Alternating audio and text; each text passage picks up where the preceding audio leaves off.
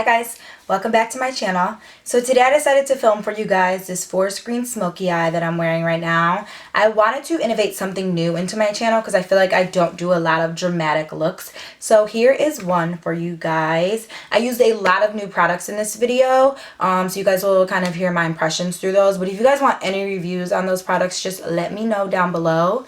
So without further ado, here's the tutorial and I hope you guys enjoy and I'll see you guys soon. Bye! Alright, jumping right into this tutorial, we're going to go in with Maybelline Gel Eyeliner in black. And we're going to put this all over our lid as a base. The base is going to help the green stand out more, but you're actually going to notice that I didn't mean to put this on first. I actually meant to go in with my transition color. The transition color that I'm going to be using is MakeUpGeek's Creme Brulee. I'm going to blend this into my crease so it makes my other eyeshadows easier to blend, the darker ones, because I did put a concealer down as a primer. You can use any primer you'd like, but I just like concealer sometimes, depending on the look. But we're just going to go back and forth in windshield wiper motions, and we're going to ignore the elephant in the room, which is the black spots on my eye.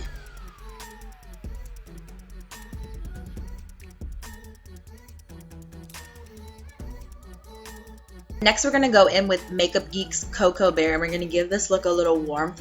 I feel like green eyeshadows need a little warmth in it to kind of bring it together. I don't know, just my opinion. So I'm going to take this color in a Sigma E35 and I'm going to blend this in my crease, but I'm going to blend it lower than Creme Brulee because I kind of want it to flow together. I'm also focusing this a lot on my outer corner because I kind of want my eye to look more almond shaped, especially since I'm not using a winged eyeliner. I'm going to use this technique instead, and I'm going to kind of flick it out on the outer corner, back and forth in windshield wiper motion.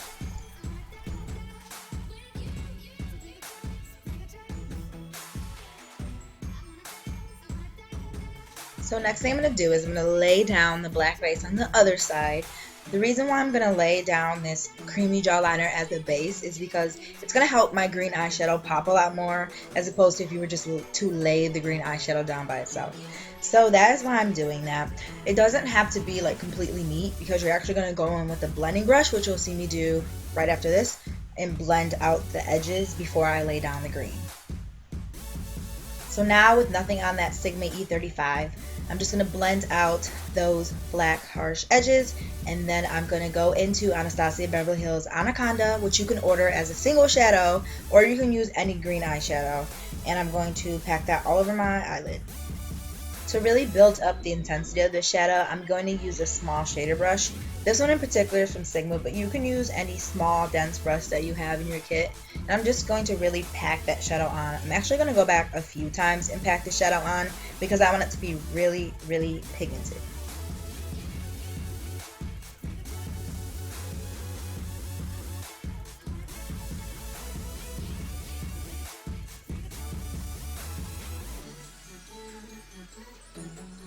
I'm actually going to mix that shadow with this green shadow from the Chocolate Bar palette because I kind of wanted to darken up that green a bit.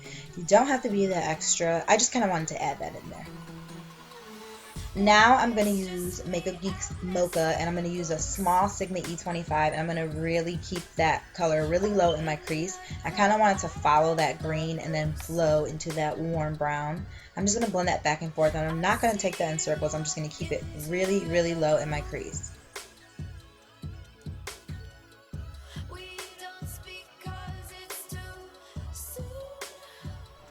Now I'm going to go back in with that larger blending brush, and I'm just going to kind of blend everything out together. I wanted to keep this in here so I can show you guys how much I really blend the shadow. You do really want to take your time with this step because when you're doing a smoky eye like this, you don't want it to be harsh. What I'm doing right now is I'm just flicking out my edges. I'm actually going to go back with a makeup wipe you'll see me do, and I'm going to kind of clean that up under there. So just wait on that. It's okay if you get the outer corner like that because you can just clean it up with like your concealer or wipe. And I'm just blending.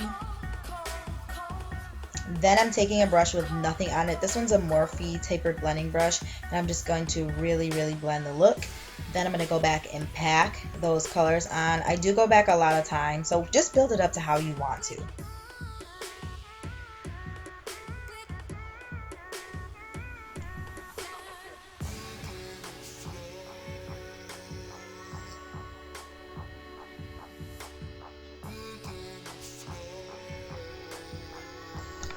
Next, I'm going to go in with MakeUpGeek's Corrupt eyeshadow, and I'm going to focus this black on my outer corner. I really wanted to add some extra smoke to it, so that's why I'm adding that black color. I really wanted this look to be super, super smoky. So I'm using a smaller shader brush from Real Techniques, and I'm going to really focus this on my outer corner. I'm also going to make it more of a V shape because, like I said, I do want this to be more of like a winged out look without using a wing liner.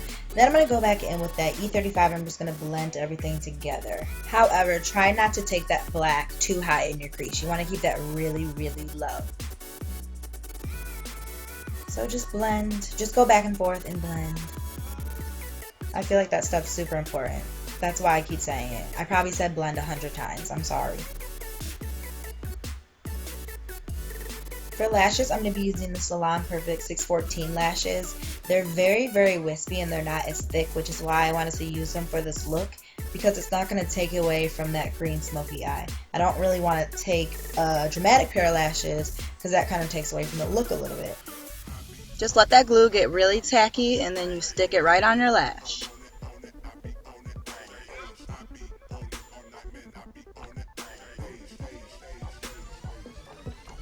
Next thing I'm doing is I'm taking a Neutrogena makeup wipe and I'm just going to remove the fallout that I got from that green eyeshadow. I'm also cleaning up the outer corner of that as well. Then I'm going to go in with primer. I'm actually trying a sample of the Becca Afterlight primer, which I am in love with, guys. This primer makes me look super dewy because I'm really dry. I wouldn't recommend it for oily skin. However, for dry skin, if you're looking for some hydration, try this primer. Now I'm going to go in with a new foundation, which is the Cover FX Natural Finish Foundation. I'm in the shade N80. I cannot say enough good things about this foundation. I've been trying it now since the summer. I had a sample, so I had to buy the real thing because I loved it so much. And I'm also going in with this Real Techniques Beauty Sponge, and I'm going to blend it all out. I'm going to make sure it's damp. This beauty sponge has replaced my beauty blender, which I never thought I would say. I was actually going to make a video comparing the two for you guys, so I'm going to try to get that up for you guys by next week. But that beauty blender is life. That's all I'm going to say. I've been using it nonstop. Now I'm going with my tried and true, my MAC Prolongwear Concealer in NW35. I'm just going to put that in all of my high points. I'm going to blend that out with my beauty sponge. I love the flat part of this beauty sponge. I feel like it blends everything together. But you have to remember to take your time while you're blending. It takes me a while to get the look that I want when it comes to blending, so just take your time because this part you want to look really seamless and flawless. You don't want to have any streaks, any blotchy parts, anything like that. You want everything to flow together. Then I'm going to highlight with the Maybelline concealer in medium. I love this concealer to highlight with. This is like my favorite one. I've been using it nonstop. I need to try new things, I know, but like this concealer is good. So if you guys want to try a good drugstore concealer, try this Maybelline concealer because it's thebomb.com. I'm going to blend it out with that beauty sponge again. I'm just going to make sure I really take my time with this highlight shade because this is about a shade or two lighter than my skin tone. So I really want to make sure it's really blended in my skin because I don't want to have that horrible flashback.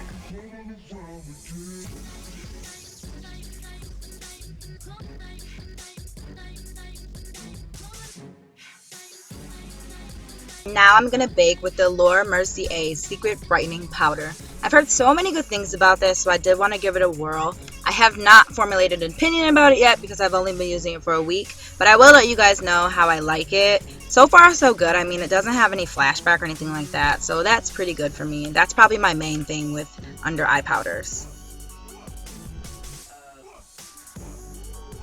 Now I'm going to contour using my Anastasia Beverly Hills Contour Kit per usual. I'm using the powder contour kit, and I'm just going to use this smaller brush so I can really get that contour defined. And then I'm going to go in with this larger blush brush, and I'm going to kind of blend it out and also make it a little bit more bronzy on my cheeks. I'm also going to take this over my cheekbones because I'm not going to use a blush today. I'm actually just going to use this contour shade to make myself look a little bit more bronze. So I'm going to put that in the hollows of my cheeks, around my chin, my jawline, and on my forehead. Then to get rid of any harsh lines, I'm going to take this blending brush and I'm just going to blend out my contour just to make sure that nothing's too harsh and everything kind of looks seamless. Then I'm going to contour down the sides of my nose just to kind of make my nose appear more narrow. This stuff is optional, but sometimes I just like it. It adds a little something to the look. I like to take my finger and kind of go over that contour to kind of make sure it's not too harsh of a line, so you can't just see a straight line going down your nose. I want it to look like an illusion, if that makes sense. Then I'm going to bake underneath my contour with the Laura Mercier Secret Brightening Powder.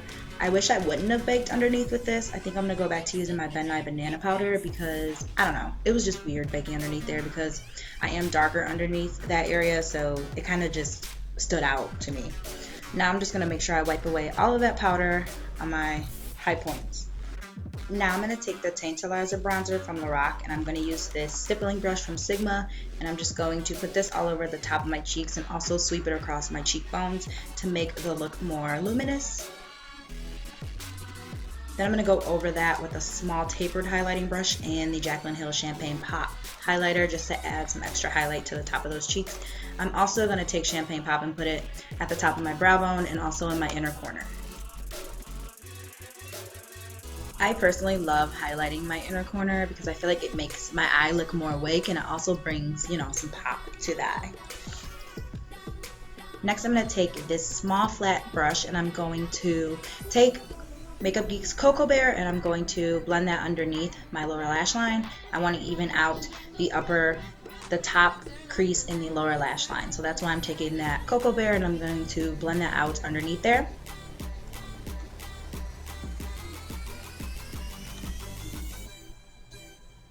Then I'm going to take the Urban Decay Perversion eyeliner, which is so black, and I'm going to line my bottom waterline with this. I don't normally line my waterline, but I did want to make this look super smoky, so that is why I'm doing that. Usually I feel like lining my bottom waterline makes my eyes appear smaller, but today, since I highlighted that inner corner, it kind of counteracted it, so my eyes didn't appear so small.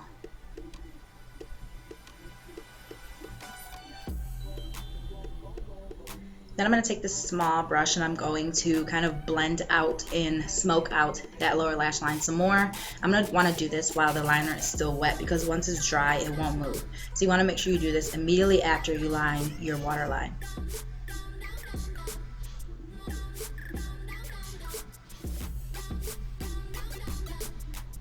Now I'm just going to set that eyeliner with the black, the Corrupt, MakeUpGeek's Corrupt eyeshadow, just to make sure that it doesn't smudge.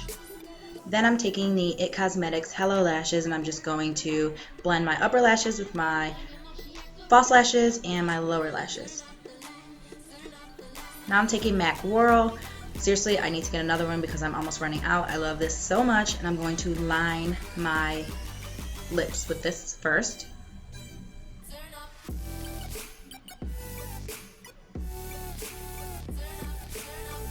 I'm taking the ColourPop Ultra Matte Lip Cream, which is my first time trying it. The shade I'm using is Chilly Chill, and I'm going to apply this all over my lip. This has been my go-to fall lip color like crazy. I've been wearing it every single day. I love it. I love the consistency of it. It lasts all day, and they're only $6, so you can't beat that. I recommend you to try them. Chilly Chill is like this cool toned, kind of mauvey, pinky brown color, so that's why I love it so much. I always gravitate towards those. So that completes the tutorial. Thank you guys so much for watching, and I will talk to you guys soon. Bye!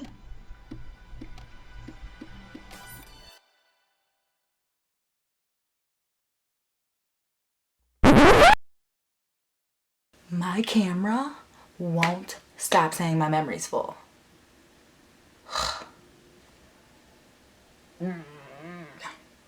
It's about to do it right now. It's turning off.